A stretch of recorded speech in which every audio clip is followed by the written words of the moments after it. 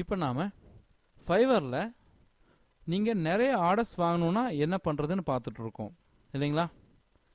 இப்போ இந்த வீடியோவில் நம்ம என்ன பார்க்க போகிறோம் அப்படின்னா, உங்கள் டிஸ்கிரிப்ஷன், அதாவது உங்கள் டிஸ்கிரிப்ஷன் இருக்கு இல்லையா, அதாவது நீங்கள் என்ன ஒர்க் பண்ண போகிறீங்க அப்படிங்கிற டிஸ்கிரிப்ஷன் இருக்கு இல்லைங்களா, அது வந்து ரொம்ப ரொம்ப முக்கியம். அது எப்படி இருக்கணும்னு பார்க்கலாம். ஃபார் எக்ஸாம்பிள், இப்போ நான் லோகோன்னு தேடுறேன். நீங்கள் என்ன சர்வீஸ் வேணால் கொடுக்கலாம். நீங்கள் லோகோ டிசைன் பண்ணி தரலாம், சோசியல் புக் மேக்கிங் சப்மிஷன் பண்ணி தரலாம், இல்லை வந்து வேறு என்ன ஒர்க் வேணால் பண்ணி தரலாம். ஓகேங்களா? ஆனால் இந்த டிஸ்கிரிப்ஷன் வந்து பார்த்தீங்கன்னா எப்படி இருக்கணும். இப்போ நான் ஃபார் எக்ஸாம்பிள் எல்லா ஒர்க்குக்கும் எப்படி டிஸ்கிரிப்ஷன் எழுதணும்னு என்னால் சொல்ல முடியாது இல்லையா? அதனால இப்போ நீங்கள் லோகோ பண்ணிங்கன்னா அதுக்கு எப்படி டிஸ்கிரிப்ஷன் எழுதுறது நான் சொல்லித்தரேன். மற்ற ஒர்க்குக்கெல்லாம் இதை பேஸ் பண்ணி நீங்களே எழுதுங்க. ஓகேங்களா?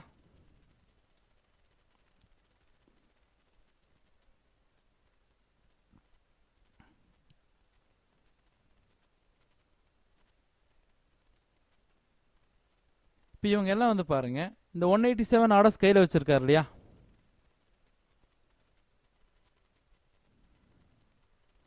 இப்போ இவருடைய டிஸ்கிரிப்ஷன் வந்து பாருங்க, 1 2 3 4 5 6 ஒரு 5.5 லைன்ஸ் இருக்கு இல்லைங்களா?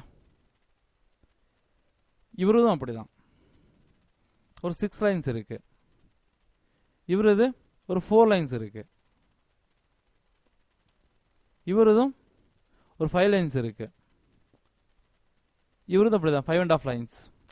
ஆக்சுவலாக நீங்கள் ஃபைவரில் ஒரு ஒர்க் பண்ண போகிறீங்க அப்படின்னா என்ன பண்ணியிருக்கணும் அப்படின்னா, உங்கள் கிக்குடைய டிஸ்கிரிப்ஷன் ஒரு 6 லைனுக்கு மேலே போகாமல் பார்த்துக்குங்க. அதுக்குன்னு ரொம்ப கம்மியாக ஒரு லைன் 2 லைனில் வந்து கிக் டிஸ்கிரிப்ஷன் கொடுக்காதீங்க.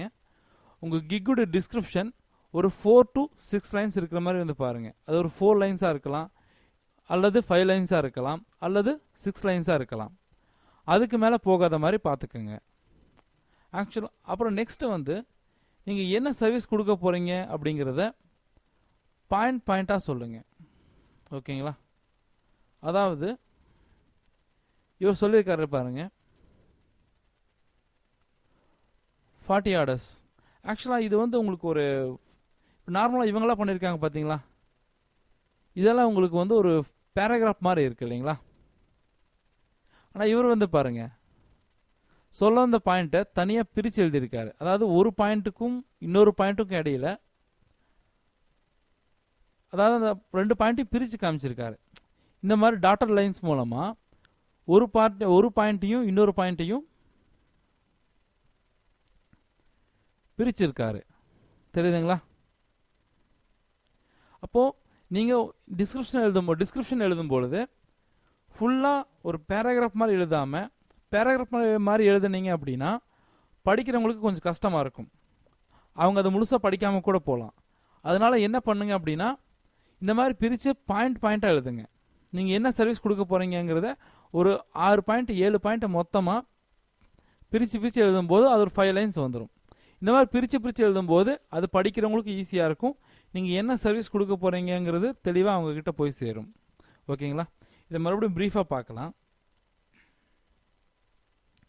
அதாவது ஃபைவரில் உங்களுக்கு நிறைய ஆர்டர்ஸ் கிடைக்கிறதுல இன்னொரு முக்கியமான விஷயம் என்ன அப்படின்னா, நீங்கள் கொடுக்க போகிற கிக்குடைய டிஸ்கிரிப்ஷன், உங்களுடைய கிக்குடைய டிஸ்கிரிப்ஷன் எப்படி இருக்கணும்னு பார்த்தீங்கன்னா, அது வந்து பார்த்தீங்கன்னா ஒரு 4 to 6 லைன்ஸ்குள்ளே இருக்கிற மாதிரி பார்த்துக்குங்க.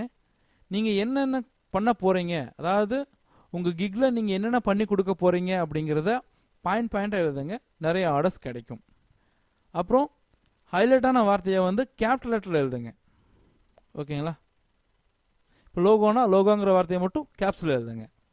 ஓகேங்களா? தேங்க்யூ.